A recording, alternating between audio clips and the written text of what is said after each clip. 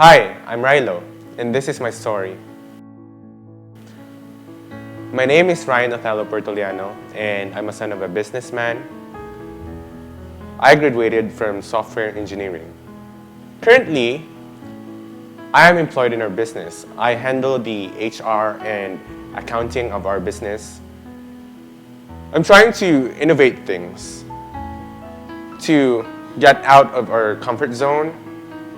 I want to make changes that could influence the life of people around us, to bring them closer to God and to set an example for them that even at the workplace, you don't have to set that apart from your relationship with God. When we talk about my journey, the greatest person that maybe influenced me in my journey with God is actually my mother. Who I am now, the Rilo that everyone knows, is actually molded by my nanay. When I was young, I had this different perspective of how to please God. For me, to please God was to follow the commandments. But understanding the grace of God is just a whole new level. I had a lot of peers and they were just giving me a lot of pressure to resort to stuff like drinking, gambling, and also influenced me a little bit in the lust of the flesh. These things took away the place of God in my heart. So it was actually the culture of the world. It was all about how the world could fill me with the things it can offer, and I was consumed by it. But somehow, responsibilities at church pulled me back to sanctify myself. But that situation wasn't permanent. It didn't have a permanent influence in me. For me, it was a responsibility. It was like a job. It didn't really touch me deep down inside my heart. But I was thinking that at least I have something to hold on to. At least I have a focus or a motivation to sanctify myself. It didn't take away the vices. As you've guessed it, it wasn't personal. It's kind of funny, but what really pushed me to a corner is actually a heartbreak. I was really thinking that I was showing how God loves us towards my partner. I thought this is the right kind of love. I mean, the way I understood it. There was actually a lot of things that was lacking. The saying goes, you can only give what you have.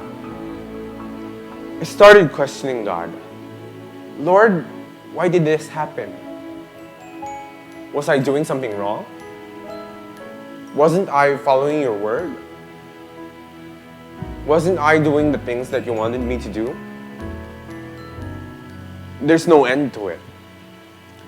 I came upon a line in the Bible, in the book of Hosea, where God told Hosea to love again. My heart actually yearned for a love that was being revealed to us in our church. It was by that time that Pastor Ryan was actually preaching about grace and the true meaning of it. The difference was, in the preaching before, in our church, it was more of fulfilling the law.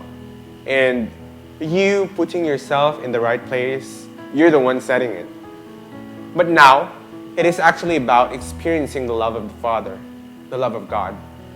When this concept was introduced to us in the way, many of us happily received it, especially my broken heart. So, I started coming back to God. I started seeking His will for me. I would read and reread the Bible many times in different perspectives, just to see how much God really loves us.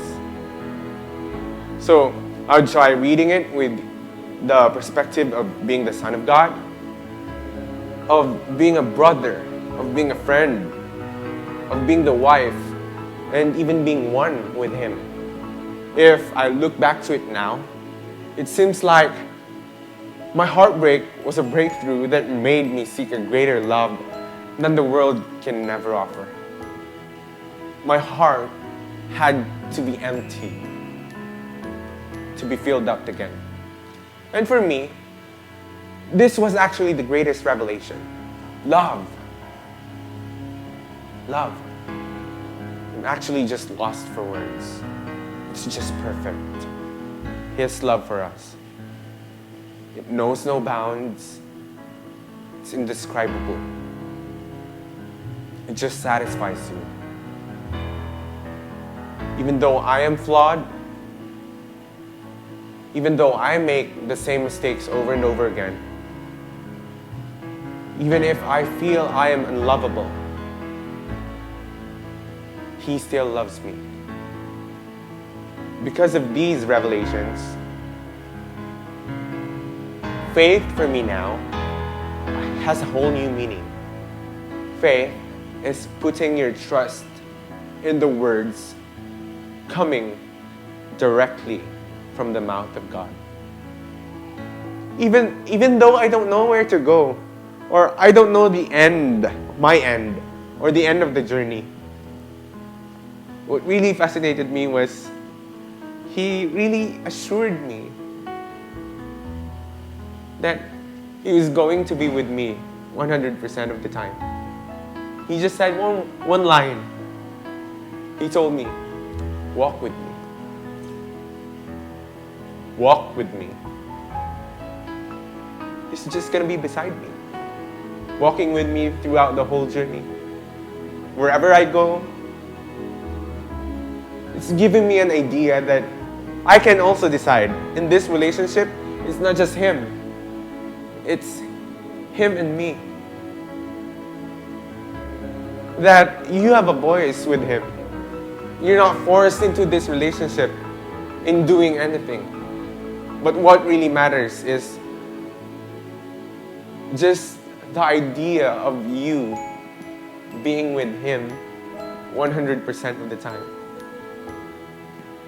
This journey is gonna end great.